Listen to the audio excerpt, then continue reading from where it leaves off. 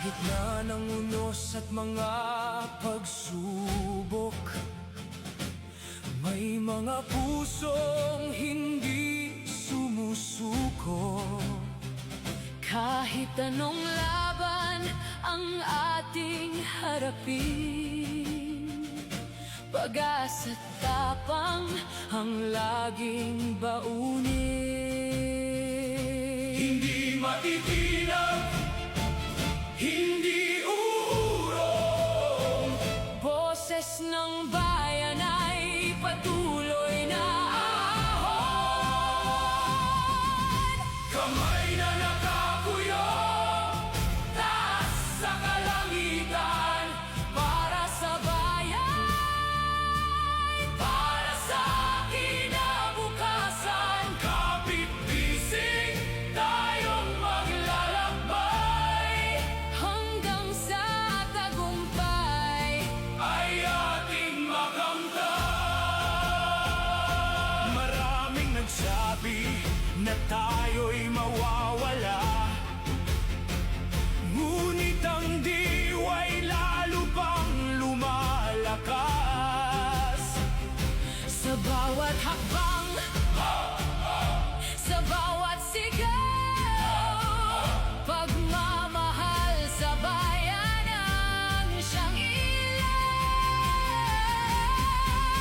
Kamay na nakakuyong, taas sa kalangitan, Para sa bayan, para sa kinabukasan. Kapit-bisig tayong maglalakbay, hanggang sa tagumpay. ay ating makamtan.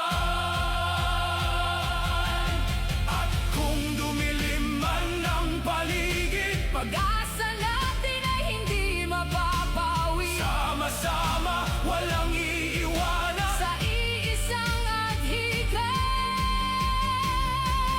at paninindigan.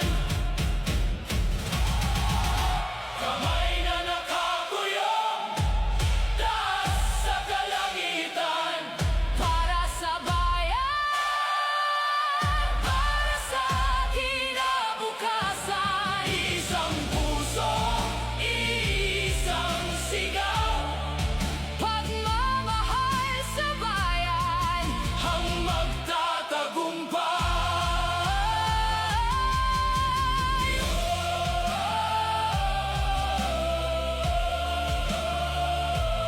kamay na nakakuyong. Para sa bayan, para sa kinabukasan.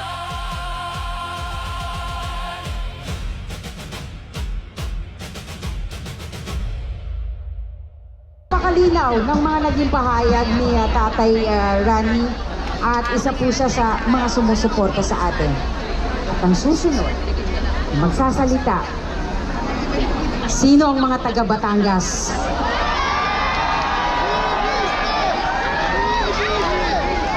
Ito rin po ay isa sa lumalaban sa korupsyon, sa mga mandarambong.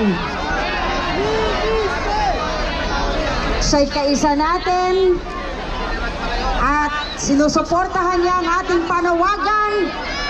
Mga taga Batangas, narito ang inyo pong representante, Congressman Leandro Leviste.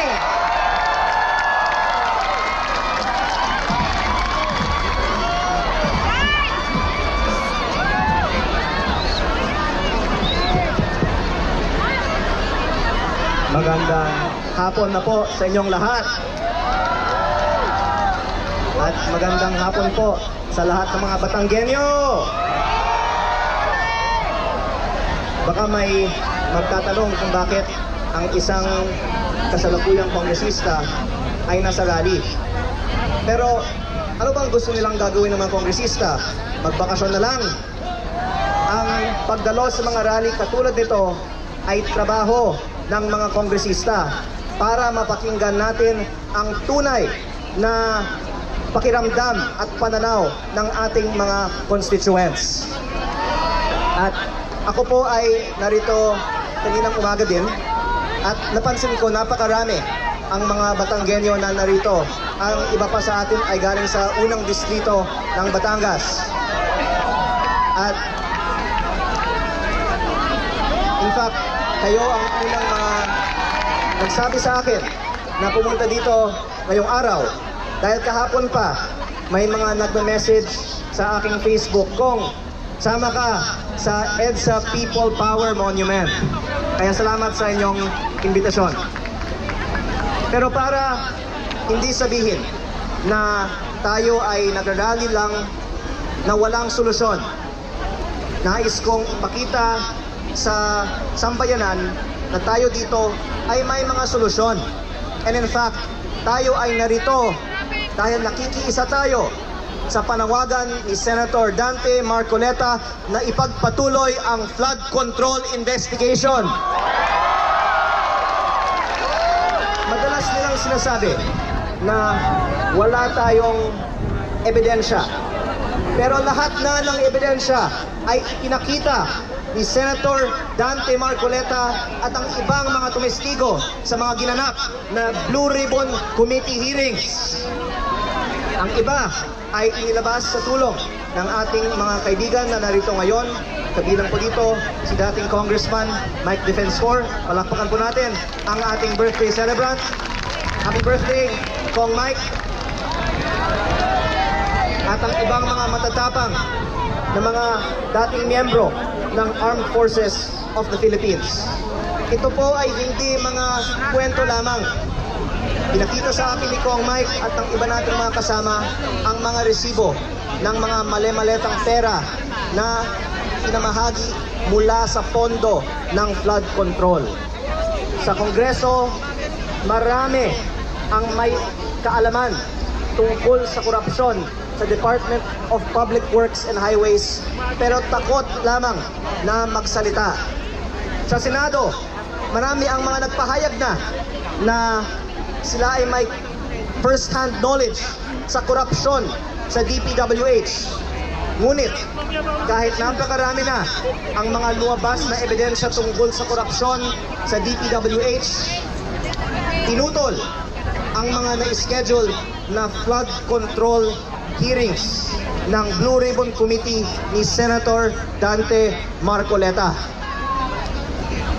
At matapos nilang pinutol ang mga flood control hearings, ang mga nag-iimbestiga ay sila pang kinakasuhan.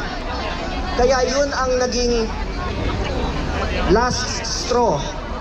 Kaya marami sa atin ay narito ngayon. Ngunit, narito din po tayo ngayon para sa napakaraming ibang mga problema ng ating bansa.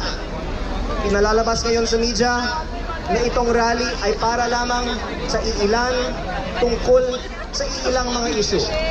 Pero sa tingin ko hindi po sang-ayon ang karamihan sa atin dito. Dahil napakarami ang mga problema sa ating bansa, napakarami din ang ebidensya ng korupsyon sa lahat ng mga probinsya sa ating bansa.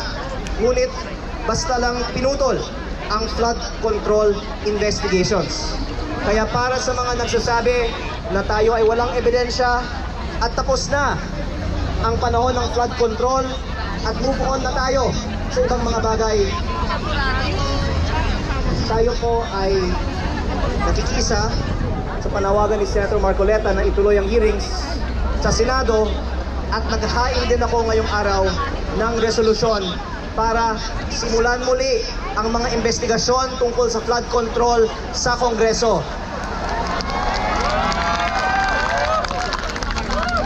Hindi ko alam kung pagbibigyan ang kahilingan na simulan muli ang mga investigasyon dahil baka maraming mga matatamaan dito. Ngunit hindi sila pwedeng magpahayag na pinakasuhan nila ang mga may kasalanan habang ang mga iba na obvious naman na may kasalanan ay hindi kinakasuhan at hindi nila sinisimulan man ang flood control hearings. Kaya kung maaari po, isa-summarize ko lang ang ilan sa mga dahilan kung bakit isinulong ko sa Kongreso ngayong araw na simulan muli ang flood control investigations.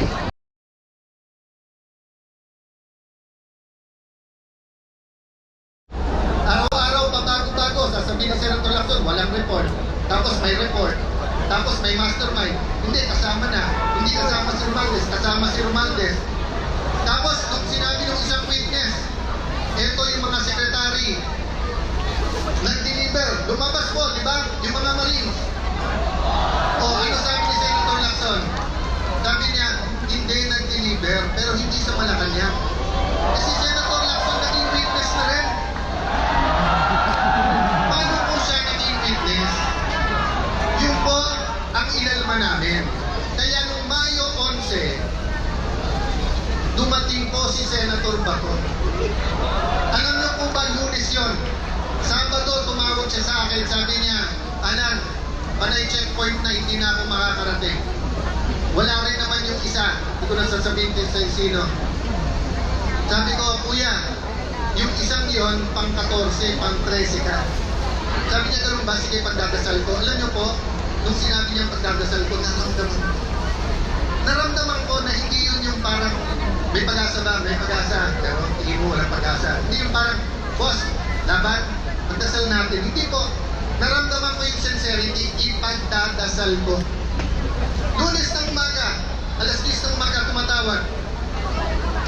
Sabi ko, Sen, kung dadating ka, Alan, hindi Sen, gusto ko lang malaman mo kung dadating ka. Eto, Sen, makinig ka. Sabi ko, ano yun kuya? Nandito na ako, sunduin mo na ako. So, napagdasal niya, alam niya kama gagawin. Akalain po ba namin? Puno na ng NBI ang Senado. Mahigit 20 operatives na sa loob na po ng Senado nakakalat na. Mismong pong si President Cory Aquino nung nagkaroon ng kudeta. Mismong Senate President niya na si Senate President Salonga, hindi pinayagan na kunin si Senator Enrile, former Senate President Enrile sa loob. Pinayagan mag-privilege speech muna tapos nag-surrender. Kahit na naniniwala sa panahon na yon na walang kasong rebellion complex with murder. Ngayon naman po may bagong kaso, plunder complex with campaign donation. Kung pantarambong po ang pag-accept ng campaign donation, hindi po bribery ha, iba po yung bribery. Yung may tatakbo, may kailangan ng kontrata, eto. Wala pong kailangan ng kontrata po, yung mga nag-donate kay Kuya Dante. Wala po. Kung yun po ay plunder, baka kalahati po ng mga nanunukulan sa gobyerno ay sama-sama na dapat makulong dahil sa mga donasyon. Bibigyan ko kayo example, ha? Although karamihan dito kapatid, sabihin na natin may iba pang mga sumama. Noong 2016 election, meron pong eleksyon, may isang kandidato nagpapadonate ng lugaw. Okay? Magandang project yon, magandang project yon. Magandang project yon. Pero kung 1 milyon po tayo na nagbigay ng 50 pesos para po magkaroon ng lugaw, 50 million yon, plunder po ba yon? O kayo po, may mga t-shirt kayo. Kung tatakpo po si Kadante, nagbigay kayo ng t-shirt worth 50 pesos, eh ilang milyon po mga kapatid? Sa 1 milyon na lang po nagbigay isang t-shirt, plunder po yon? Ang kasalanan po ni Senator Marcoleta ay hinahanap niya ang katotohanan. Yun po ang buong katotohanan. Alam niyo po, hindi po ako magpapakahaba. Alam ko pong mahaba ang programa, mahaba ang pagtitiis, pero gusto ko pong aminin sa inyo to. Kaninang umaga, nung pinapanood ko yung video at malakas ang ulan at hindi ko umaalis, tapos may konting kaguluhan, nagsisigawan, we are one.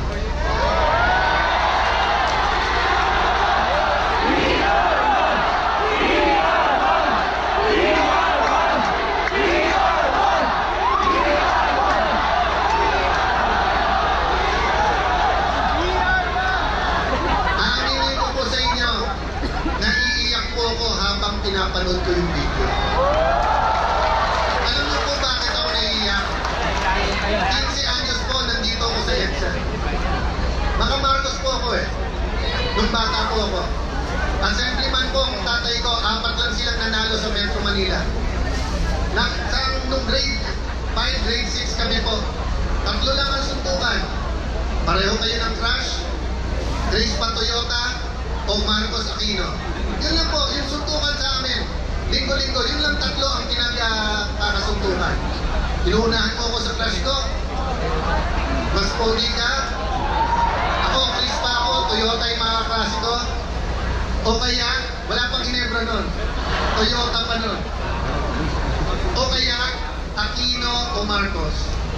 Pero dumating po ang panahon na kailangan sabihin, tama na. Tama na. Tama na. Tama na.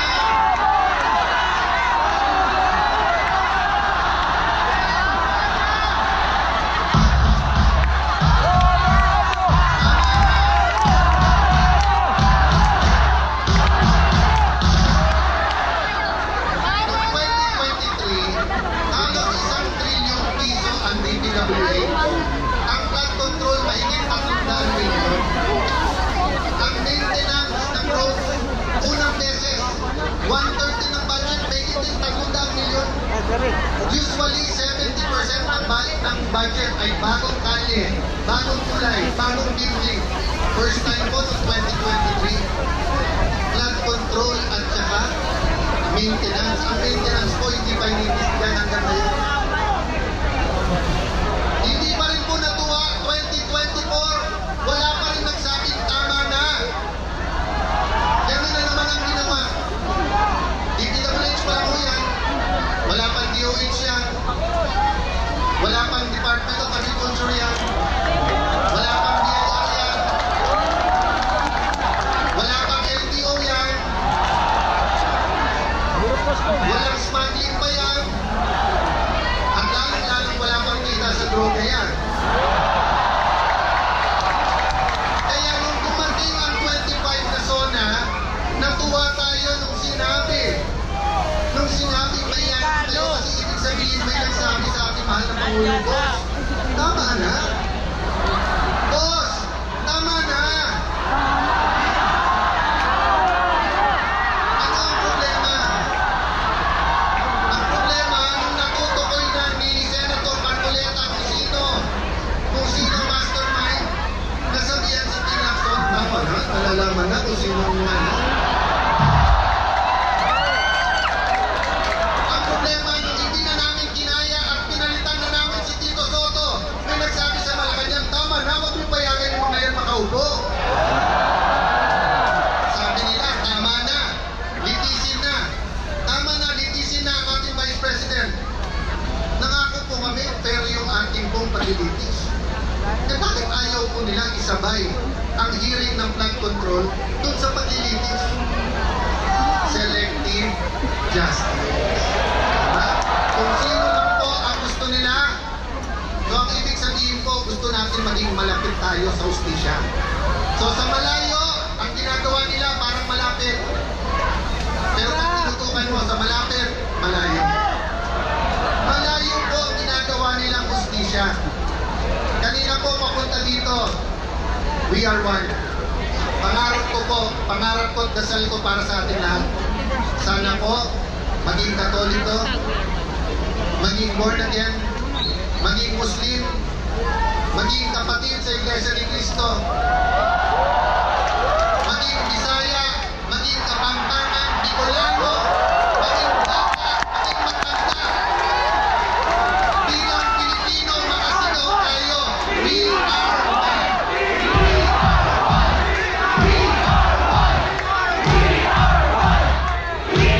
one. Baka pumayag po kayo na makulong si Senator Marcoleta. Dahil bilang pinig ng bansa, na karamihan kung hindi tayo lahat ay sumisigaw ng we are one. Okay lang po. Pagkatapos po ni Senator Marcoleta, isa-isay na po kami. Kasi ngayon, dalawa na po ang nawawala sa kasamahan namin.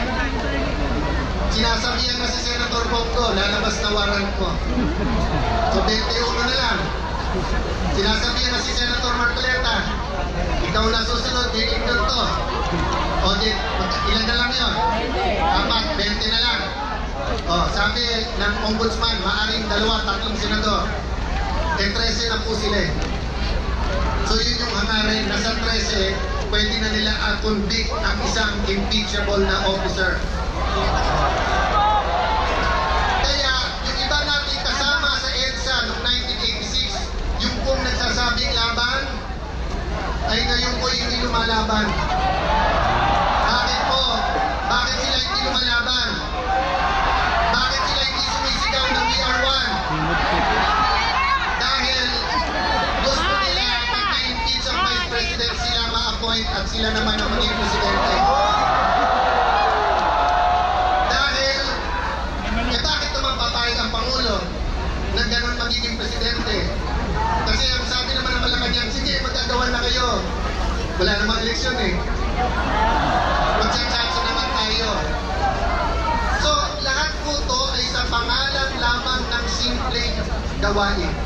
Ang gawain ng flood control. Kung wala naman po flood control, normal po ang ating politika.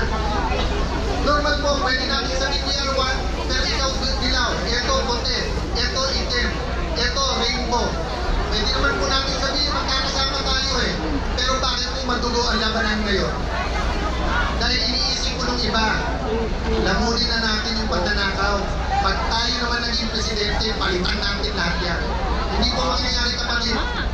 Kasi pag natulisan ka na, at kasama ka na sa cover up, wala ka ng choice, itutuloy-tuloy mo na ang pananakit. Itutuloy-tuloy mo na yung selective justice. Baon ka na, hawak ka na nila. Yung po problema natin kay Kandante. Hindi natin po problema na makukulong siya. Ang problema natin hindi siya mahalaga. Ang problema natin hindi siya manidiktahan. Kaya mga kapatid, sana hindi rin kayo madiktahan. At sana po, yung mga nakikinig sa kanilang mga bahay, yung mga nanonood, pagdasal niyo po yung nangyayari ngayon. Kung may konti kayong oras ng pamasahe, pumunta na rin po kayo dito dahil welcome po kayo. Welcome po kayo lahat. Walang iwanan!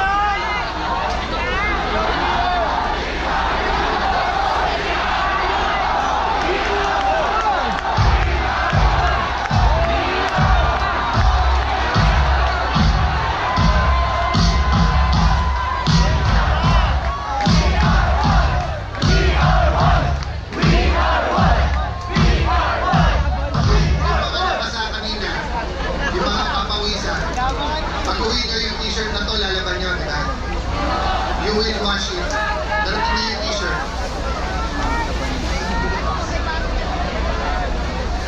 They want it washed away. Siguro last na po to. Yung mga kasilitan ko at mas matanda, hindi ko alam kung naalala nyo pa yung commercial ng 1980s. Meron pong commercial sa TV kasi nga ang mga tao dumadami na doon sa Metro Manila. Marami po nagtatapon ng basura. Naglabas po ng gobyerno ng commercial. Ang basurang tinapon nyo, babalik din sa inyo. So kapag ka ikaw ay public official at may desisyon ka at question ng tao, katulad ng ginagawa nyo ngayon, katulad ng ginawa nyo sa Malawakan yung rally, nung nanawagan kayo ng pagkakaisa, nanawagan kayong pakinggan kayo, dalawa lang po ang pwedeng gawin ng public official. Una, mag-reflect. O nga naman, baka tama sila. Baka nga selective justice ayusin natin. Pero pangalawa, double down. Double down, ibig sabihin, yung mali, lalo nilang pagpipilitan ng tama. So nakita na ni Senator Lacson na nagkaloko-loko na yung Blue Ribbon Committee, inilagay pa si Erwin Tulfo.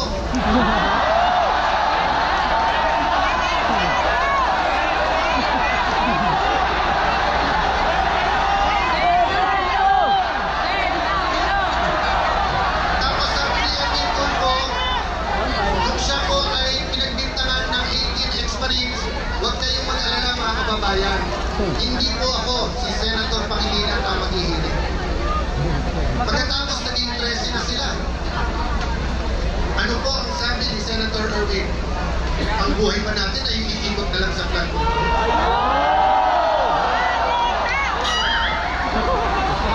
Pagkatapos ng nakawin, ang may 100 bilyong piso, ang trilyon piso, sasabihan nyo kami, ang buhay ba natin iikot na lang sa investigasyon?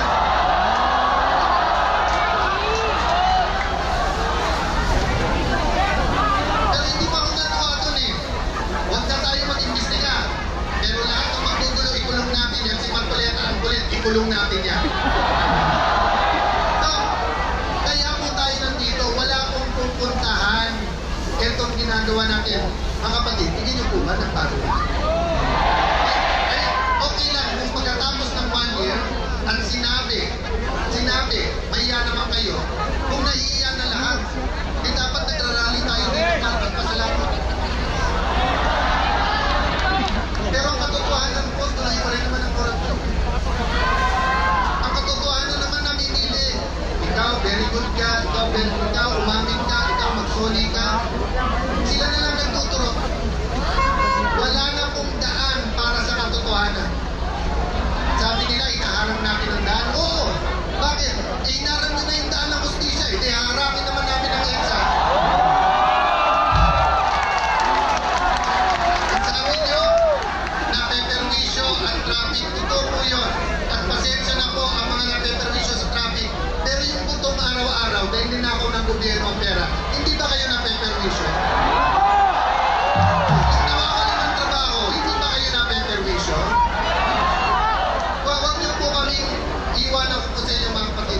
Huwag niyo po kaming alalahanin.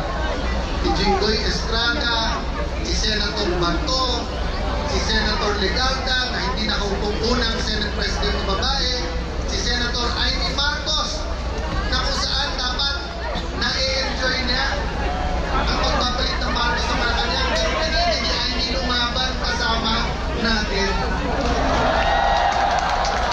Si Senator Pia na ang kanyang pinaglalaban, pamilya, anak, kababaihan. Pero isipin niyo po, kung hindi pa niya sinundo yung 18 Marines, hindi papapasukin sa Senado. Si Senator Padilla, na nilalayas nila, walang daw sa kalaman. Pero siya po, malinis ang puso at kung sinabi nandiyan ng Marines, kahit po sino humarang, hindi pwede papapasukin namin. Kami lumaban. Alalahanin niyo po yung mga anak. Kasi kung ano tinanim natin ng 1986, kung ano tinanim natin ng 1992, kung ano tinanim natin ng 1998, EDSA 1, EDSA 2, EDSA 3 pa, naalala niyo pa? Kung ano tinanim po natin, yan ang ating anihin. So mga kapatid, yung inyong paninindigan today, peaceful rally ha? Peaceful rally po. Kanina pagkatapos sigaw yung BR1, sumisigaw po din. Walang manggugulo, maayos lahat, di ba? Ang mga polis, mahal natin sila, ginagawa nilang trabaho. Pero sabi sa konstitusyon, ang pinakamataas, hindi presidente. Ang pinakamataas sa isang demokrasi ay ang sabi ng iba, huwag niyo idamay ang Diyos. Hindi po nakalagay sa Constitution with the aid of the Almighty.